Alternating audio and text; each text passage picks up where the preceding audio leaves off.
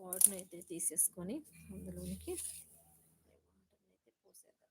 Soil అనేది కొంచెం మెత్తగా నానుతుంది, కొన్ని వాటర్ని అలాగా పోసేద్దాం. సాయిల్ మెత్తబడుతుంది.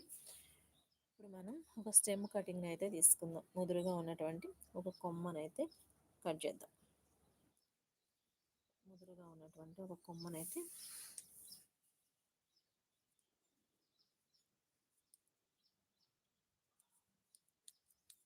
కట్ చేసుకుందాం.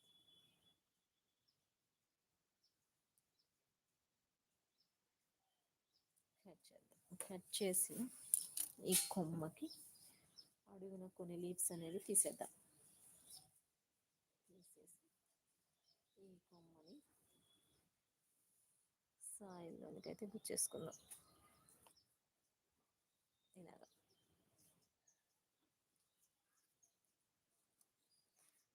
గుచ్చుకుందాం. ఇదే విధంగా దవనం పొడవు కొమ్మని కట్ చేసుకుందాం. అంటే కొమ్మ ద్వారా ఈజీగా మనం గ్రో చేసుకోవచ్చు. కొమ్మ కట్ చేస్తున్నట్టు ఇలా సైడ్కి కొమ్మ ఇలా కట్ చేస్తే ఇలా సైడ్ నుంచి మళ్ళీ కొమ్మలనే వస్తాయి కాబట్టి